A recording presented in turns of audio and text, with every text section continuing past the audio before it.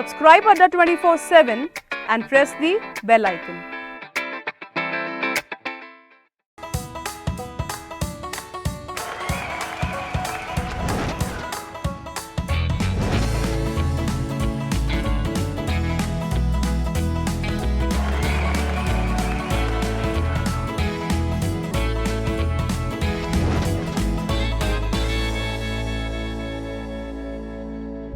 Hello everyone, जैसे कि हम सभी ने हमने आपसे कमिटमेंट किया था कि हम आपके लिए जो सैटरडे है, संडे है, हॉलीडेज़ है, उस पर जेआईबी के लिए आपको एक इम्पोर्टेंट टॉपिक लेकर आएंगे।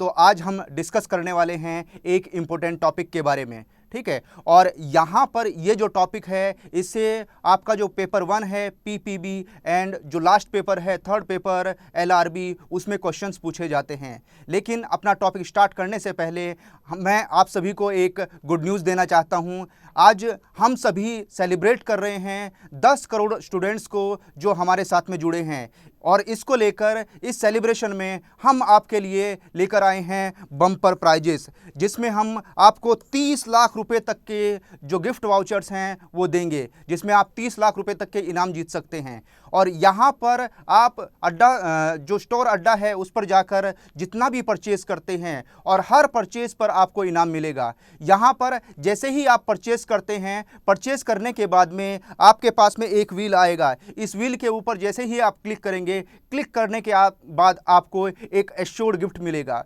उसके बाद में यहाँ पर वीकली प्राइजेस का भी डिस्ट्रीब्यूशन होगा, जिसमें आईफोन 11 और लैपटॉप और 1 साल का अड्डा 247 का सब्सक्रिप्शन आप जीत सकते हैं। तो ज़्यादा से ज़्यादा परचेस कीजिए और ज़्यादा से ज़्यादा इनाम जीतिए। चलिए हम बढ़ते हैं अपने टॉपिक की तरफ, जिसका नाम है क्लिंटन रूल। ये एक ऐसा टॉपिक है जिससे हर एग्ज़ाम में, यानी पीपीबी की बात करें या एलआरबी की बात करें, दोनों ही पेपर में हर साल क्वेश्चन आता ही आता है। वो केस स्टडी के रूप में भी आ सकता है, वो 1 नंबर के क्वेश्चन के रूप में भी आ सकता है, और वो हाफ मार्क्स में भी पूछा जा सकता है। लेकिन कई लोगों को बहुत कन्फ्यूज़न रहता है कि रूल ऑफ क्लिंटन क्या होता है। तो आज हम एकदम सिंपल भाषा में इजी करके समझेंगे कि रूल ऑफ क्लिंटन क्या होता है।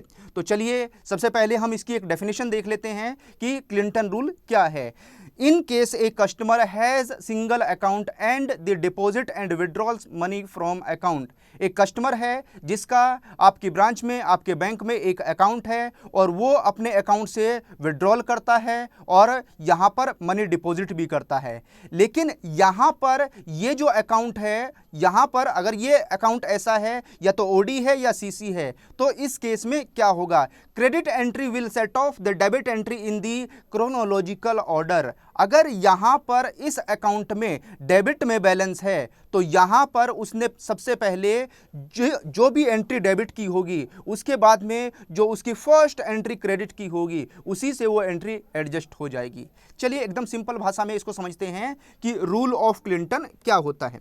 जैसे मैंने सामने एक टेबल बनाया है, इस टेबल से आप समझ सकते हैं आपके ब्रांच में, आपके बैंक में एक कस्टमर है जिसका नाम है मिस्टर जेड, ठीक है। इस मिस्टर जेड का सीसी अकाउंट आपकी ब्रांच में है। अब आपको पता है कि सीसी अकाउंट में क्या होता है कि हम कस्टमर को विड्रॉल करने की पावर देते हैं। उसके अकाउंट में क्रेडिट में बैलेंस नहीं है, लेकिन फिर भी वो अपने अकाउंट से पैसा विड्रॉल कर सकता है। तो एग्जाम्पल के तौर पर मान लेते हैं कि इस कस्टमर को हमने 1 लाख रुपए की डीपी लिमिट दी है, यानी उसकी जो ड्रॉइंग पावर है वो कितने की है? 1 लाख रुपए की। चलिए मान लेते हैं कि इस कस्टमर को जब हमने 1 लाख रुपए की लिमिट दे दी है, तो इसने 1/10/2018 को पहली ट्रांजैक्शन की, और इसने एक चेक काट के दिया जिसका अमाउंट 10,000 रुपीज़ का 1,000 रुपीज़ का है। 1,000 रुपये का इसने चेक किसी को दे दिया, और ये चेक क्लियरिंग के थ्रू आपके पास में आया, और आपने इसका पेमेंट कर दिया। तो अब जान लेते हैं कि इस कस्टमर के अकाउंट में डेबिट में कितना बैलेंस होगा। तो यहाँ पर डेबिट में बैलेंस हो जाएगा 1,000 रुपीज़, 1,000 रुपये उसके अकाउंट में डेबिट में बैलेंस हो जाएगा। उसके बाद में ये कस्टमर आपकी ब्रांच में आया, और इसने 5/10/2018 को यहाँ पर अपने अकाउंट से 2,000 रुपीज़ कैश में विड्रॉल कर लिए। तो अब यहाँ पर इस कस्टमर के अकाउंट में कितना बैलेंस हुआ? ₹3,000। अब उसके बाद में 8/10/2018 को अब इस कस्टमर ने अपने अकाउंट से 500 रुपीज़ का विड्रॉल और कर लिया, तो अब इस कस्टमर के अकाउंट में जो बैलेंस है वो कितना हुआ? 3500। यानी अब इस कस्टमर से हमें 3500 रुपीज़ लेने हैं। अब उसके बाद में क्या हुआ कि 10/10/2018 को इस कस्टमर के अकाउंट में एक NEFT आया और ये NEFT 500 रुपीज़ का आया। तो आप बताइए कि इस 500 रुपीज़ से कौन सी एंट्री सबसे पहले एडजस्ट होगी? ₹500 या ₹2000 या ₹1000? ये जो 500 रुपीज़ है ये किसको एडजस्ट करेगा सबसे पहले? 1000 को, 2000 को या 500 को? तो कई लोगों का दिमाग में आता है कि यहाँ पर अमाउंट मैच हो रही है 500 के साथ में, तो 500 से ही ये एडजस्ट हो जाएगा, लेकिन ये बिल्कुल सही नहीं है। यहाँ पर लागू हो जाता है rule of Clinton. Rule of Clinton क्या कहता है? ये फीफो मेथड पर काम करता है। किस पर काम करता है? फीफो मेथड पर। यानी सबसे पहले जो एंट्री हुई है 1000 रुपीज़ की, और यहां पर सबसे पहले क्रेडिट में जो भी एंट्री होगी ये उससे एडजस्ट हो जाएगा। यानी ये जो 500 रुपीज़ है ये किसको एडजस्ट करेगा? ये इस 1000 रुपीज़ को एडजस्ट करेगा। May be is it very clear? ठीक है, ये है रूल ऑफ क्लिंटन। इसको लेकर कई केस स्टडीज भी पूछी जाती हैं, इसको लेकर बिल्कुल सिंपल क्वेश्चन, थ्योरिकल क्वेश्चंस भी आ जाते हैं। लेकिन अगर आपको ये बिल्कुल सिंपल जो ट्रिक है, ये सिंपल जो बिल्कुल कॉन्सेप्ट है क्लियर है, तो आप किसी भी तरह का क्वेश्चन कर सकते हैं। चलिए और जान लेते हैं रूल ऑफ क्लिंटन के बारे में। जैसा कि हमने अभी जाना है कि हम क्लिंटन रूल के बारे में बात कर रहे हैं, तो ये जो क्लिंटन रूल है ये किससे आया है? ये क्लिंटन केल्स से आया है। ठीक है, यहाँ पर देवयांश एंड जो नोबल है, नोबल एक कंपनी है, यहाँ पर 1816 35 ER 781 ये एक केस का नाम है। ठीक है, और एक कंपनी देवयांश वी नोबल के बीच में यहाँ पर इससे ये जो मामला है कोर्ट में गया था, उसी से ये जो रूल है, ये लॉ है, तैयार हुआ। इसमें यहाँ पर बैंक ने क्या किया था? बैंक अकाउंट से मनीज का डिस्ट्रीब्यूशन किया गया था। जो बैंक अकाउंट है उससे मनी का डिस्ट्रीब्यूशन किया गया, और उसके बाद में यहां पर बोला गया कि जो फर्स्ट एंट्री है, जो फर्स्ट एंट्री डेबिट की हुई है, उससे जो फर्स्ट क्रेडिट की एंट्री है वो एडजस्ट हो जाएगी। यानी कौन सा मेथड यूज होगा? फर्स्ट इन फर्स्ट आउट, जिसको हम शॉर्ट में बोलते हैं फीफो मेथड। किस नाम से जाना जाता है? इसको शॉर्ट में फीफो मेथड के नाम से जाना जाता है। यानी सबसे पहले जो भी डेबिट की एंट्री होगी उसी से क्रेडिट की एंट्री एडजस्ट हो जाएगी। Baby is it clear? चलिए बढ़ते हैं आगे। उसके बाद में इसी से जो रूल ऑफ क्लिंटन है, इसी से बना है राइट ऑफ एप्रोप्रिएशन। अब राइट ऑफ एप्रोप्रिएशन क्या हो जाता है, तो इसकी एक डेफिनेशन पढ़ लेते हैं और फिर सिंपल भाषा में समझेंगे what is right of appropriation. In the normal course of business a banker accepts payments from customer if the customer have more than one account और he she has taken more than one loan, the customer has the right to direct his banker against which debt the payment should be appropriated या settled. If the customer does not direct the banker and there is more than one debt outstanding his her name, the bank can exercise its right of appropriation. क्या बोला गया है? जैसे example के तौर पर मैं आपको बता देता हूं, एक कस्टमर है मिस्टर ए, और इस मिस्टर ए नाम के कस्टमर के आपके बैंक में 4 लोन अकाउंट है। Account number 1, account number 2, account number 3 and account number 4। ठीक है, और ये आपकी ब्रांच का इंपॉर्टेंट कस्टमर है। तो ये कस्टमर आपके पास में आया और जल्दी जल्दी में आया और आपको 1 लाख रुपए देकर चला गया। ठीक है, इस कस्टमर ने ये नहीं बताया है कि ये जो 1 लाख रुपए है कौन से नंबर के अकाउंट में डिपॉजिट करना है। अब यहाँ पर इसने ये डायरेक्शन दी ही नहीं, ये बताया ही नहीं कि 1 नंबर के अकाउंट में पैसा जमा करना है, 2 नंबर के अकाउंट में पैसा जमा करना है, या 3 नंबर के अकाउंट में पैसा जमा करना है, या 4 नंबर में। ये इंस्ट्रक्शन आपको नहीं मिली।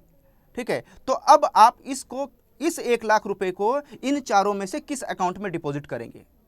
तो यहां पर आपने देखा कि सबसे ज्यादा जो नीड है, सबसे ज्यादा जो जरूरत है, वो 3 नंबर के अकाउंट में है। यहां पर 3 नंबर के अकाउंट में पैसा सबसे पहले चाहिए। तो आपने ये जो 1 लाख रुपए है ये डिपॉजिट कर दिया 3 नंबर के अकाउंट में। कुछ दिन के बाद, 2-3 दिन के बाद में वो कस्टमर वापस आया और उस कस्टमर ने पूछा कि मेरे 1 लाख रुपए का क्या हुआ, तो आपने बोला कि हमने वो 1 लाख रुपए आपके 3 नंबर के अकाउंट में जमा कर दिया है। अब यहां पर वो कस्टमर बोला नहीं नहीं, ये जो 1 लाख रुपए है 3 नंबर के अकाउंट में जमा नहीं करना था, इस पैसे को तो 1 नंबर के अकाउंट में जमा करना था। और यहां पर इसी बात को लेकर जो मिस्टर ए है उसने बैंक के अगेंस्ट में कोर्ट में केस दायर कर दिया। अब उसके बाद में बैंक से क्या यहां पर डिसीजन आएगा, तो ऑब्वियसली बात है कि यहां पर जो डिसीजन है कोर्ट का वो बैंक के फेवर में आएगा। क्यों? क्योंकि यहां पर लॉ में बैंक के पास है right of appropriation. Right of appropriation की वजह से बैंक यहां पर बच जाएगा।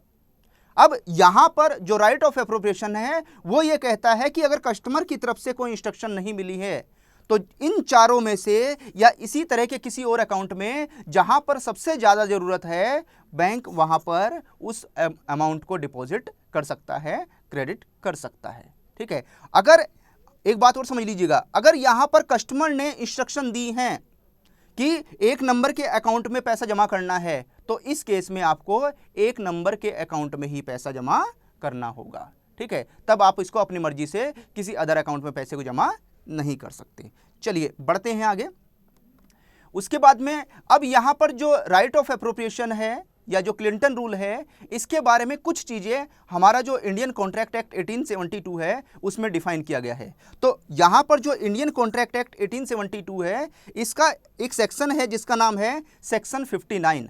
तो सेक्शन 59 में डिफाइन किया गया है किसके बारे में, यहाँ पर बताया गया है right of appropriation is vested in the hands of debtor, he she can appropriate the payment by an express intimation. लेकिन यहाँ पर अगर किसके हिसाब से बात करें, बैंक के हिसाब से बात करें, money received will be first be set off against interest. अब यहाँ पर जैसे मान लेते हैं, जैसे हमने पिछले एक एग्जाम्पल में जाना था कि यहाँ पर अकाउंट से विड्रॉल हुआ पहले 1000, उसके बाद में ₹2000, उसके बाद में ₹3000 और उसके बाद में क्रेडिट की एंट्री हुई है 500 की।